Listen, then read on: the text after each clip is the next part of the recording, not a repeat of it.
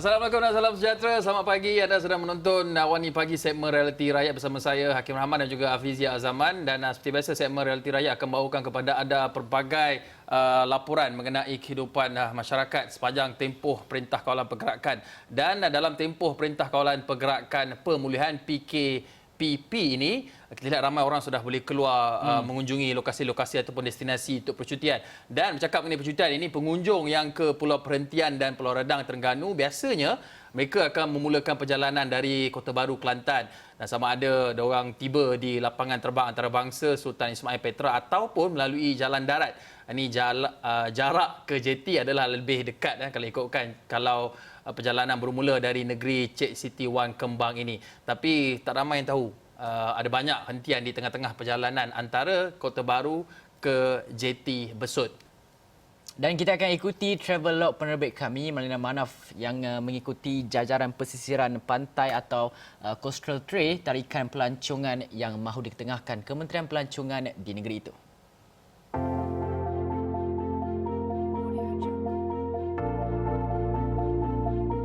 Perjalanan dari Kota Baru ke JT Besut selalunya memakan masa antara 45 minit ke sejam. Lazimnya pengunjung hanya memandu terus ke JT. Kini Kementerian Pelancongan memperkenalkan jajaran pesisir pantai atau Coastal Trail bagi menggalakkan lagi sektor hiliran. Perjalanan saya bermula di Kota Baru. Hentian pertama, restoran menyediakan hidangan tradisi Kelantan, nasi kerabu. Sebahagian besar gerai atau restoran di Kota Baru yang beroperasi di sebelah pagi menawarkan hidangan ini. Digandingkan sama ada bersama ayam bakar, daging bakar atau kambing bakar. Bagi pengunjung luar dari Kelantan, inilah kesempatan terbaik menikmati local delicacy yang asli. Satu perkara yang pasti, peniaga selalunya tidak akan keberatan memperkenalkan gandingan terbaik untuk setiap hidangan yang anda pesan. Percayalah, anda tidak akan dibiarkan terpinga-pinga. Selesai sarapan pagi, saya meneruskan perjalanan melalui Jalan Kota Baru Bacok. Bagi penggemar pantai, laluan ini akan membawa anda ke Pantai Irama, antara lokasi persinggahan popular. Di sini tidak boleh mandi manda, tetapi anda boleh singgah untuk menghilangkan dahaga. Ada beberapa gerai beroperasi di tepian pantai. Bagi penggemar fotografi seperti saya, lokasi ini sudah tentu jadi spot terbaik merakam gambar kenangan. Perjalanan seterusnya membawa saya mengenali tarikan warisan. Kami berhenti seketika di Akademi Nik Rashidin di Bacok. Siapakah Nik Rashidin? Dalam dunia Melayu, nama Nik Rashidin Nik Husin tidak asing lagi. Beliau adalah pakar pertukangan ukiran Melayu, terutamanya keris. Minat mendalam dalam seni ukiran turut membolehkan beliau menerbitkan buku Spirit of Wood, The Art of Malay Wood Carving. Buku ini mengumpulkan hasil ukiran pengukir terkenal dari Kelantan, Terengganu dan Patani. Di sini segala-galanya mengenai sejarah. Biarpun sudah meninggal dunia pada 2002, koleksi ukiran yang dikumpul oleh Yarham dipamerkan di Museum Mini ini. Museum ini juga jadi pusat tradisional, ilmu dan warisan ukiran kayu Melayu.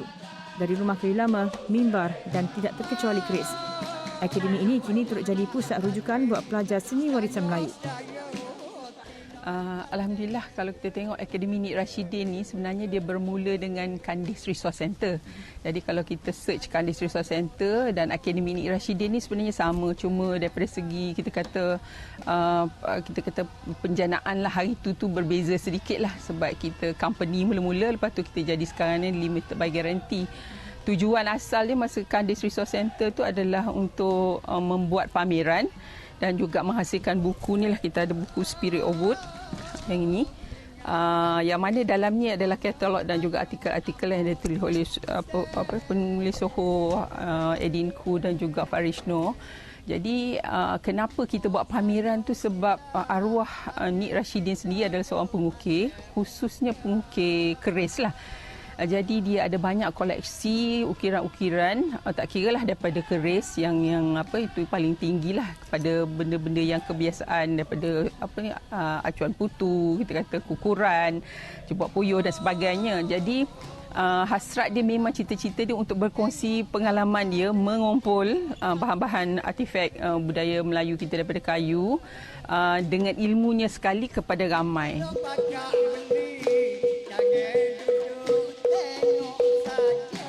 Selepas sedikit blast from the past, perjalanan diteruskan lagi. Kali ini singgah di gerai menyediakan hidangan nasi dagang.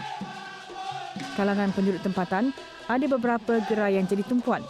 Bagi yang asing dengan hidangan ini, nasi dagang merujuk kepada pulut yang dimasak dengan santan, bawang dan halba.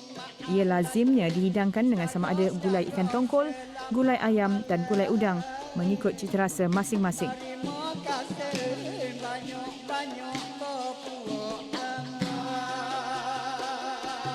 Anda juga boleh temui makanan eksotik seperti lokan pelbagai saiz serta ketam nipah yang dijual penduduk di sepanjang laluan ini.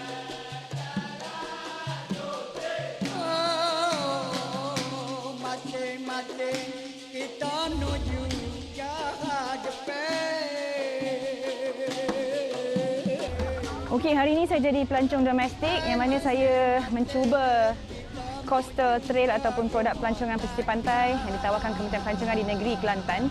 Kita bermula di Kota Baru. Kita berhenti di beberapa tempat untuk menikmati hidangan tradisi seperti nasi kerabu, nasi dagang. Dan sebenarnya pakej ini ataupun produk ini anda boleh juga singgah di satu akademi seni Nik Rashidin yang mana anda boleh pelajari tentang ilmu ukiran Melayu lama yang mana memang sangat terkenal seluruh dunia. Dan akhir sekali kita tamatkan coastal trail ini di JT Besut, dan kalau anda nak meneruskan perjalanan ke pulau, anda boleh buat demikian. Tapi bagi saya, day trip saya yang light and easy ni saya akhiri di sini, dan saya rasa saya dah cukuplah untuk menikmati produk pelancongan yang mana saya dapat 3 dalam 1. Saya dapat keseronokan menjamu makanan, saya dapat keseronokan ilmu tentang warisan ukiran yang memang jarang kita temui di luar sana, dan juga pemandangan sebelum ke pulau. Dan saya rasa amat bersesuaian untuk mereka yang ada bajet yang mungkin bajet kecil, masa yang tak berapa panjang. So produk ini memang sesuai untuk anda, dan anda boleh cuba coastal trail ini bermula dari Kota Baru dan berakhir di JT Besut. Sekian sahaja laporan saya, Malina Manaf untuk Awani Pagi. Kembali ke rakan tugas di studio.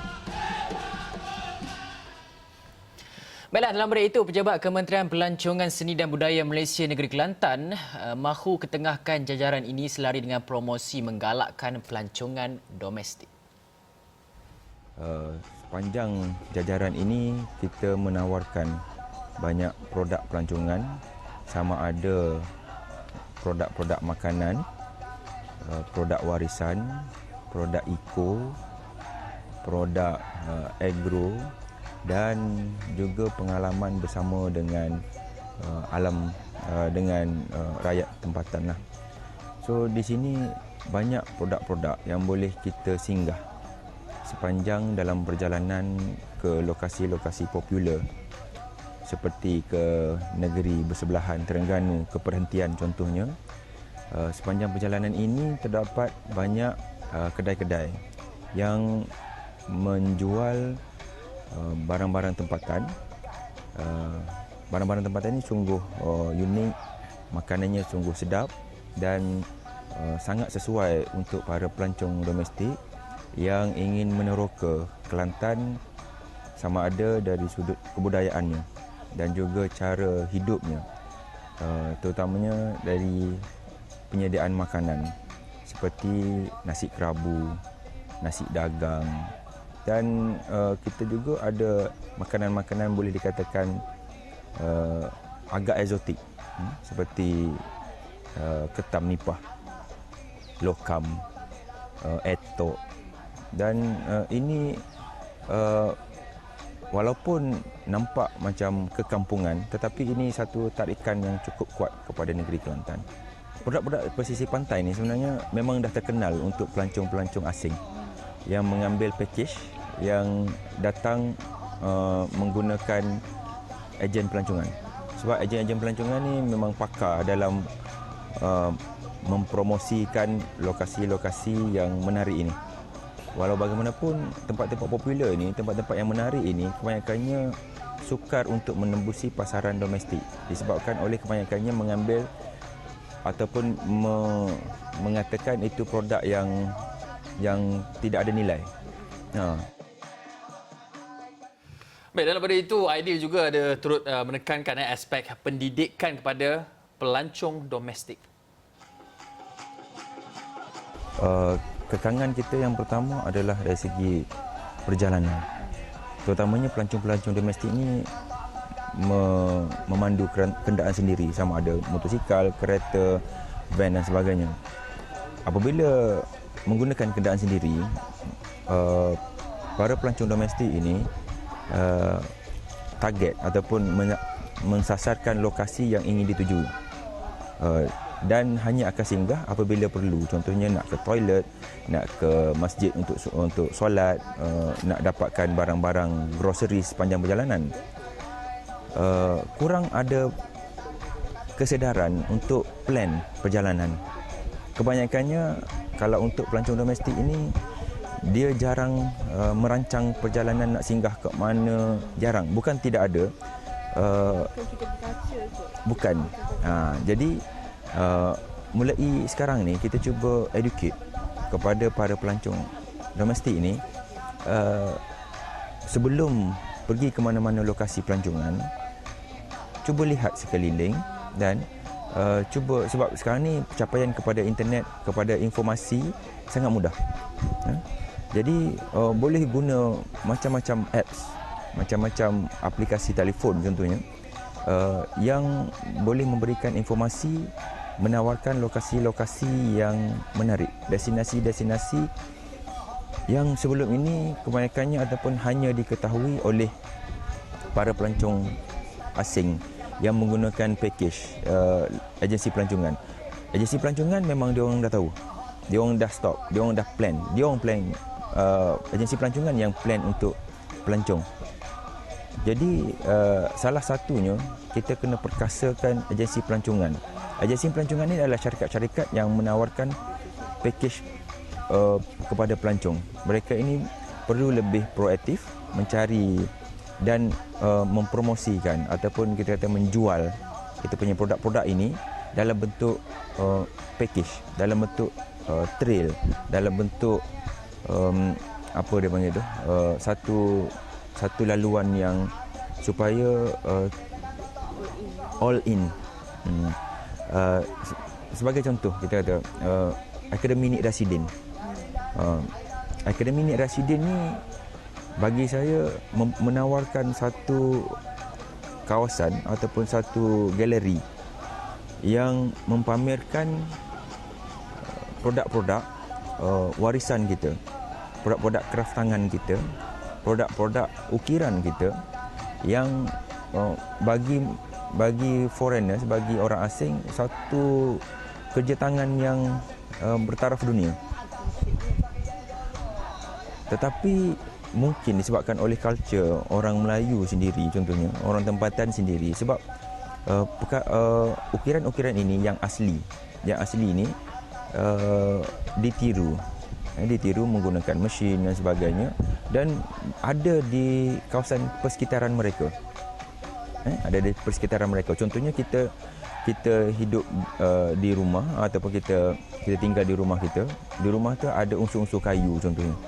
So apabila kita melihat kayu tempat lain, kita rasa macam normal. Rumah kita ada pokok kelapa. Apabila kita pergi tempat lain, ada pokok kelapa, bagi kita biasa. Contoh. Common. Walaupun kadang-kadang kelapa tu satu perkara yang lebih unik daripada kelapa yang kita ada dekat rumah. Contohlah kita katakan. Dan kraft tangan di Akademi Nik Rasidin contohnya, ada yang berusia 100 tahun, yang pada, kalau tak silap saya, ada satu tu yang dicabut daripada Istana Balai Besar contohnya. Dia punya motif cukup berbeza dengan motif apa yang kita ada sekarang. Kalau kita setakat nak melihat itu adalah sebagai seni ukiran kayu, dia hanyalah seni ukiran kayu.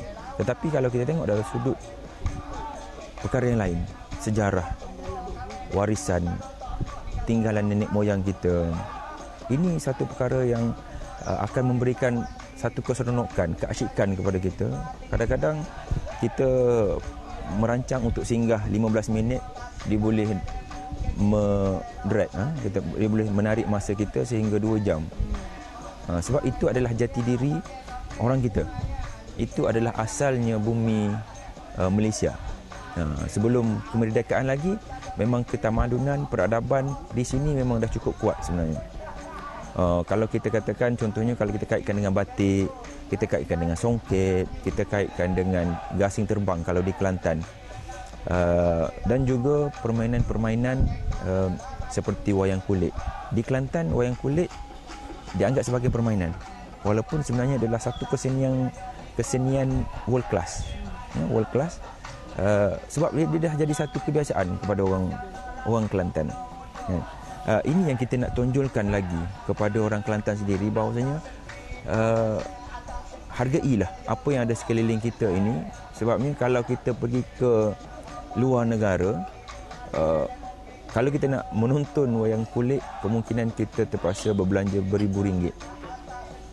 Di tempat kita ni kita boleh dapat dengan cukup mudah. So hargailah, dan kepada pelancong-pelancong domestik daripada negeri lain, datanglah ke negeri Kelantan. Banyak produk-produk yang sangat mengagumkan.